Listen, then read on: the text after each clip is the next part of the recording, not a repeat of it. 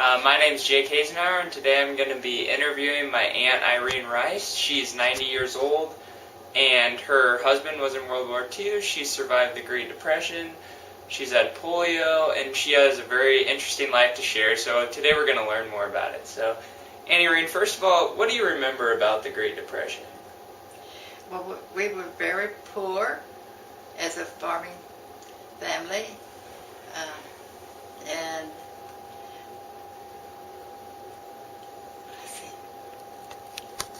I can remember that we were living, we farmed, but also had chickens and cattle, milk cows, and we would separate the milk and take the cream and the eggs to town and to buy our groceries. And as I remember, when we bought the groceries, if we had a few cents left, the children would get to buy a piece of candy.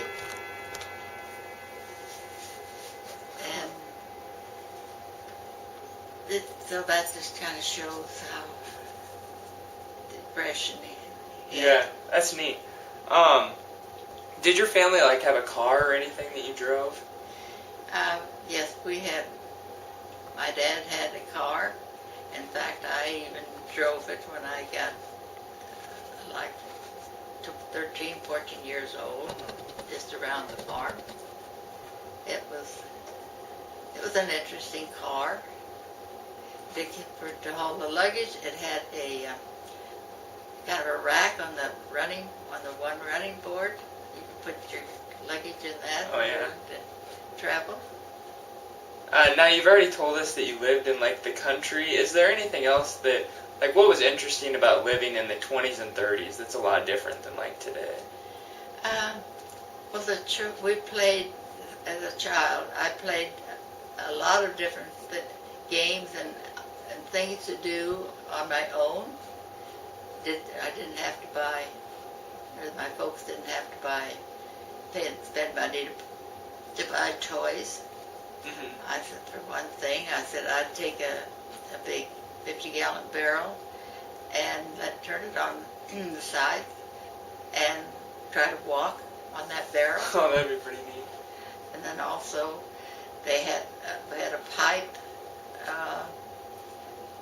just high enough that I could get my hands on the pipe and just get my legs around there and just go over that pipe for seemed like hours at a time. Yeah, that would be pretty cool. What did your dad do for a living? He was a farmer. Okay. And raised hogs and cattle and chickens. Of course, my mother helped with all of it. Yeah. During the Great Depression, did his farming or anything suffer at all from that? We'd have some hard times with weather, just as like farmers do now. You might get hailed out or dry up because there was no irrigation at that time. That's what I was going to ask. Probably not the pivots and stuff like you have today. No way of irrigating. Yeah. Huh. Did you remember the gypsies visiting your house? I don't remember visiting the house, but they was always going around. Had it's kind of a covered wagon of a type, not like the Indians had, but it was their living and pulled horses, and they'd go down the road, and they might go stop in and help themselves to some of your chickens. Mm-hmm. And so my mother was always leery. One time when she knew they were coming down up the road, she took my sister and brother and I and took us upstairs to kind of hide from them, because that's the only way she knew of having. Yeah. There was no phones or anything. Did they scare you at all? They didn't me, because I knew she was I guess knowing they was protecting me. Mm-hmm. That's good. That's good you had that trust then.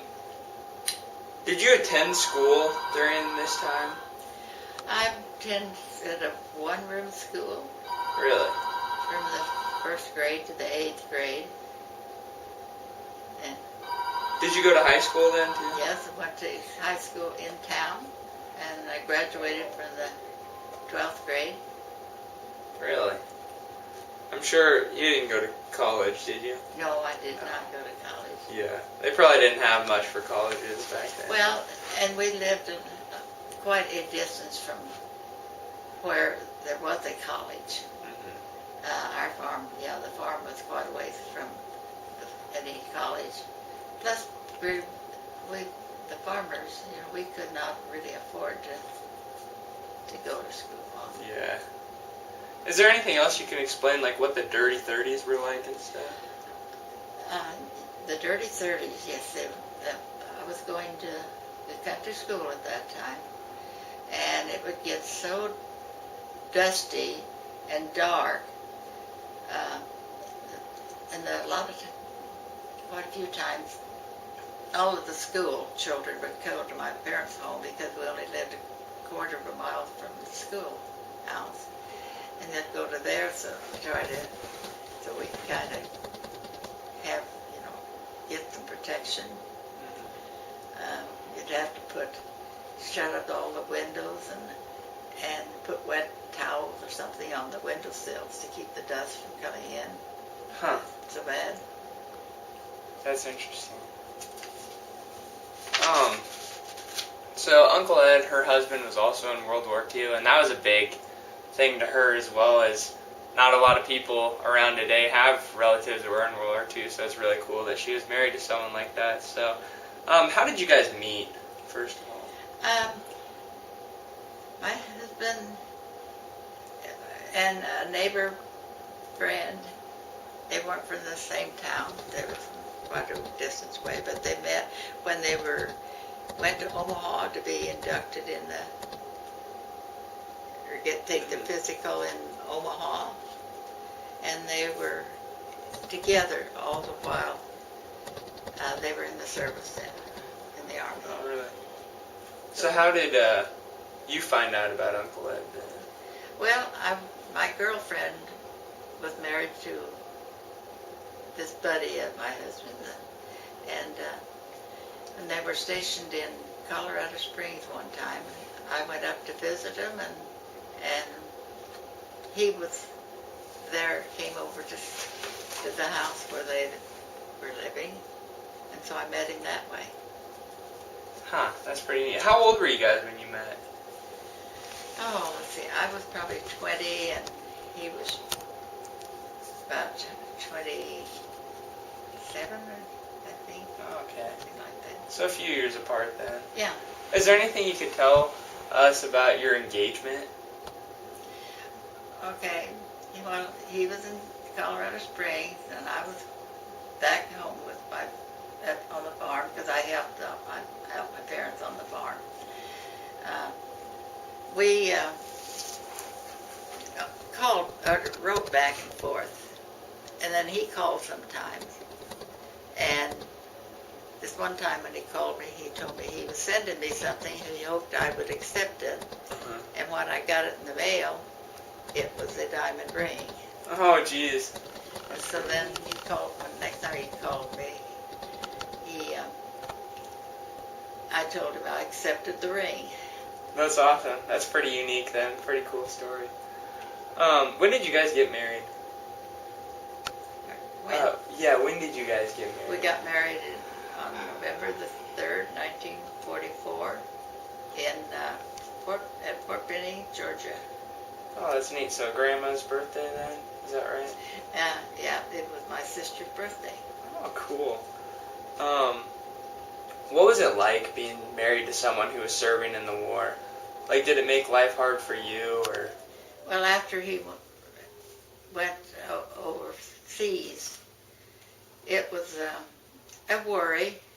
I said I got to where I couldn't listen to the radio because of all the trouble, it just bothered me because I knew he was over there in Germany in the trouble, in the fighting, in the war. Yeah, Yeah, that would be pretty hard. Did you Yeah. get to hear from him very often? He would write, but his letters always had to be censored before they could be mailed, so he couldn't write to tell me very much. And it took quite a while for him to get from Europe to Nebraska.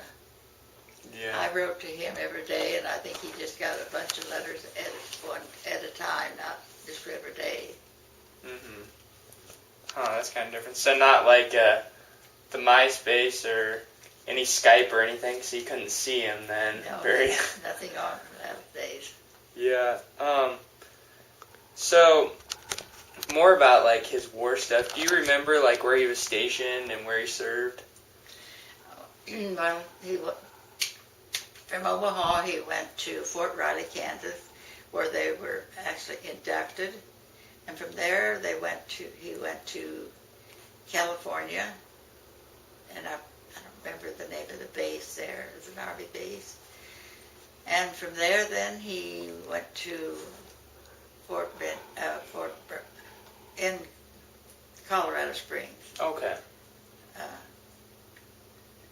And from there, he went to Panama. Oh wow. And then from Panama, he came back to California and spent some time there, and then back to Colorado Springs, and So it sounds like quite a journey then. yeah, and then to Fort Benning, Georgia, and then overseas to Europe. Oh, okay. Were you ever afraid that he wouldn't make it back?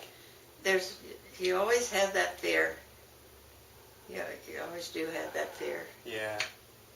I can imagine. It probably was pretty tough, pretty serious stuff Yeah. over there. So, did it affect your marriage at all, having him?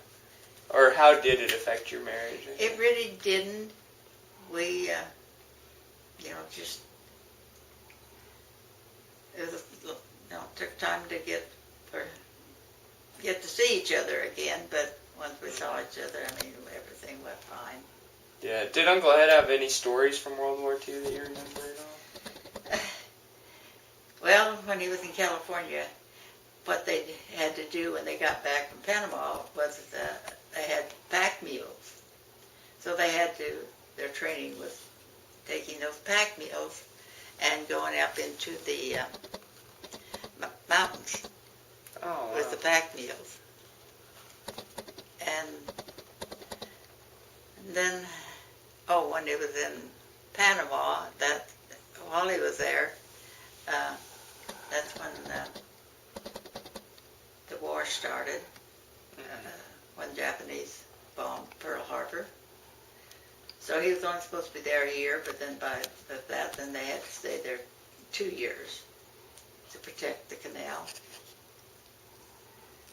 And then over in Germany, he said one time, this was this fun, he said, of course they were on edge naturally because they were still fighting, and he said one time they thought there was a lot of shooting going on, and come to find out it was just a bunch of gas cans that he rolled together and scared them. Huh. That's pretty interesting.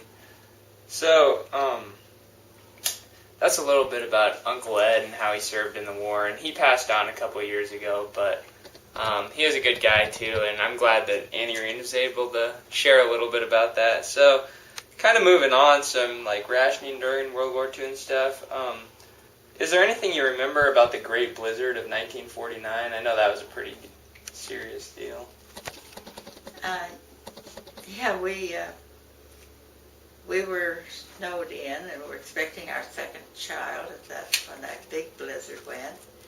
And so we couldn't get out. We had no telephone.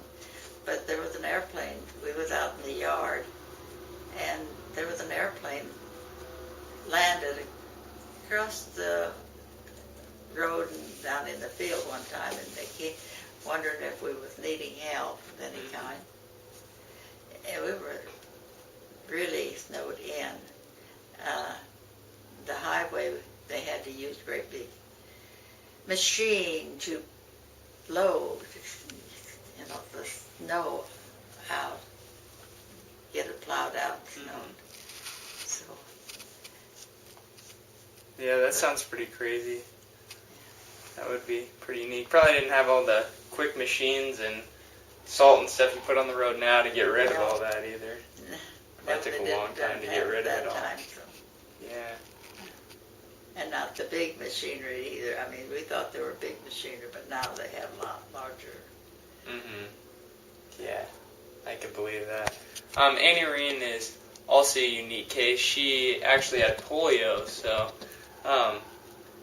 and that's kind of hard to believe. Is there anything you can tell me about that experience with polio? With polio? Well, I got sick, and the way we knew something was wrong was it was pulling my head backwards until I couldn't even eat. And oh wow!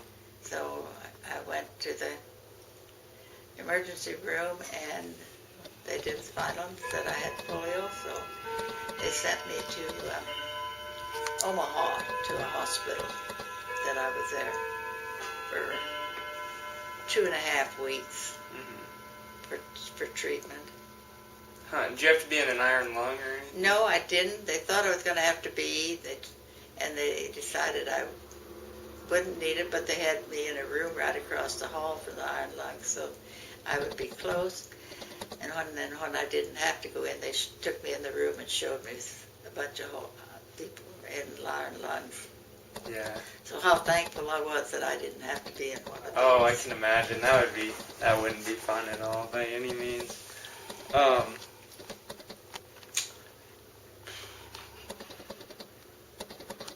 How long were you how long were you treated for polio?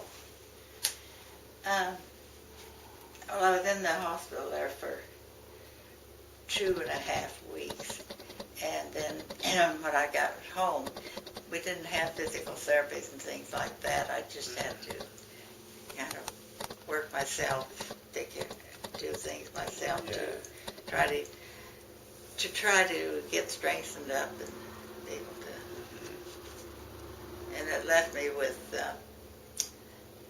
kind of paralyzed my stomach muscles, so it left me kind of weak in that area.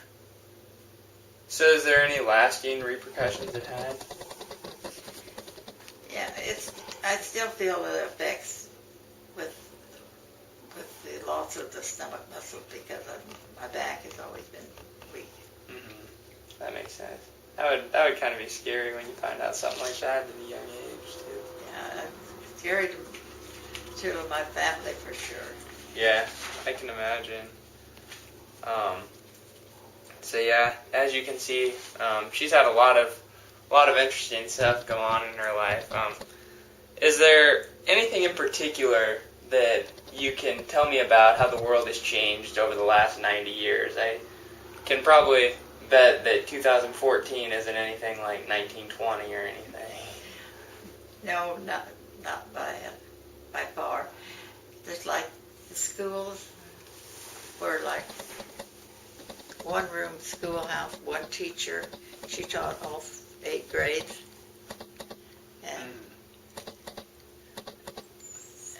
And you'd go out in the yard where the schoolhouse was, play games, the whole school together. Yeah. Did they have sports or anything then in school?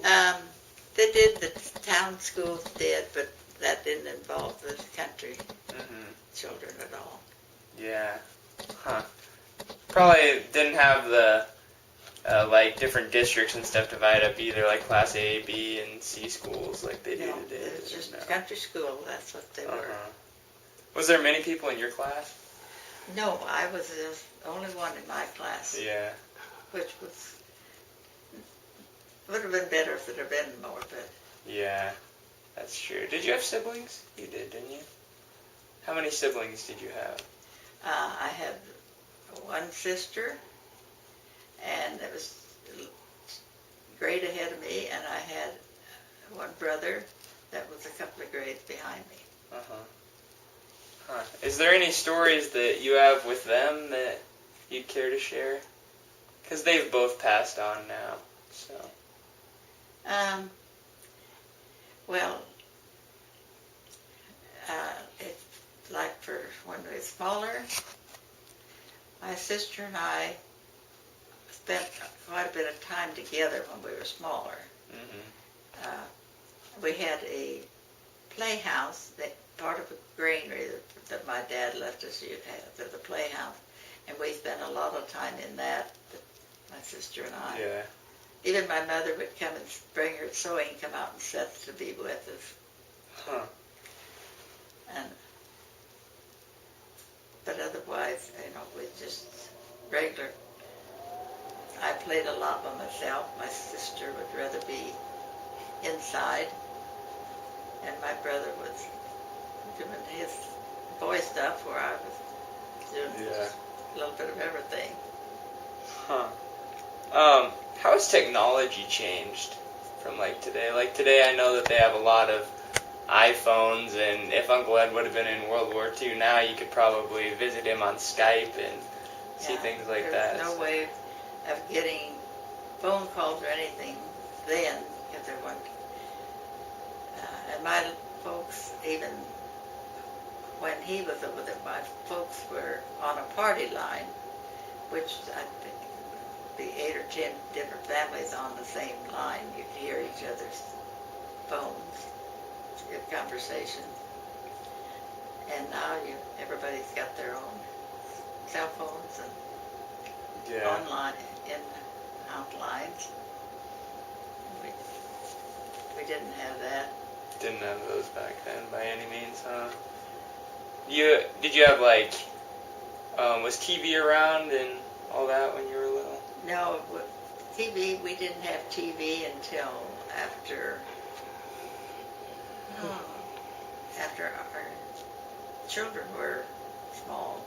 We finally got Oh wow, it's TV. quite a while. I can't remember what year it was, but there was had radio. That was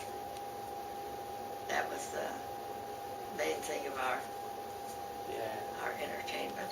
No ESPN or game show networks then. No way that. No, you spent more time with the family, relatives. Yeah, I spent can a lot of time with my cousins and such as that. That was probably good too. Then probably more fun than plopping yourself in front of a TV. Do you think that the world is affected today because of the use of so much technology? More so than back then? Do you think it was better living conditions when you were younger or when I was younger? Well, it was just different. I said there's just more things that you can do and more things that children can get into now, I feel like. Mm-hmm. And with the drugs, we didn't have drugs. And then there was, of course, some alcohol problems for some, but not nearly what there is now. Mm-hmm. You think families were a lot closer back then than like they are today? Yes, I do. Yeah, our family was always different, My aunts and uncles and cousins and such always spent a lot more time together than they do now. Yeah, I noticed just watching people in general that it's changed a lot today with technology. You don't focus as much with your family and those things. So I'm sure your parents were probably happy that technology wasn't around then that is today. Yeah, I think so. I think that they were happy. I mean, they didn't enjoy being poor, but I mean, they made up. I mean, that didn't bother them as much as some people nowadays, I don't think. I think that's, nowadays, people think they have to have a lot more than what we did. Do you think it changed, the personality of people as well? Do you think people were nicer back then than they are today, or is it? I really do. I really didn't know of, the bullying that goes on at schools and younger children, what goes on nowadays. Yeah. Yeah. That's good. There's a lot of bullying nowadays, the cyberbullying and all that stuff with technology too. What are some things that you learned from your parents that you hope that you passed on to your children? One thing was swearing, how much swearing goes on. That was one thing we were not allowed to do as children. Oh my, I see.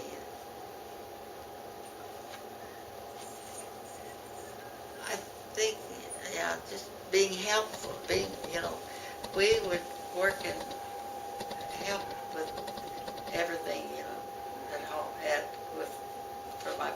for the folks. And just, it was always home. It wasn't out, wasn't out running around like kids are now. Yeah. He was home helping your folks. And I think I don't see that so much anymore nowadays. Don't see it as much in your grandchildren and stuff as you did in your own home life. Yeah. I said some of them do help, but there is a lot that when the families, get married, there's a lot of them don't even know how to keep house or do work. Yeah. Now like they used to. Yeah. Everything's kind of handed to you nowadays, it seems, to a lot of people. Is there any family traditions or anything that you feel that you still followed throughout your years that your parents taught you? Holidays. What my mother started as when we were growing up was to celebrate the main holidays together. For one thing, and just wanting to get together with her family. Yeah. Did you guys pray together at meal times?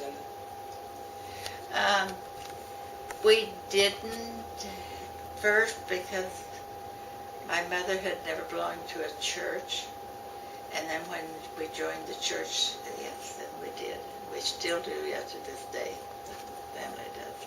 Yeah, that's good. That's good. So sounds like after all this stuff we've talked about, quite a bit's changed since the 1920s and 30s, don't you think?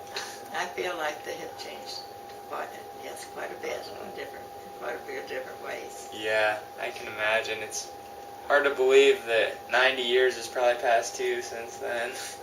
You've seen a lot, that's for sure. Yeah, I really have. Things are quite a bit different now than what they were. In fact, like I said, we never had bathrooms in our houses. A lot of us didn't. Those people in town would be more likely, but now the farm people have all of the conveniences that the city folks do. Well, it wasn't that way. Yeah, that's for sure. Pretty crazy stuff. Well, today we've interviewed my Aunt Irene, and she's got a pretty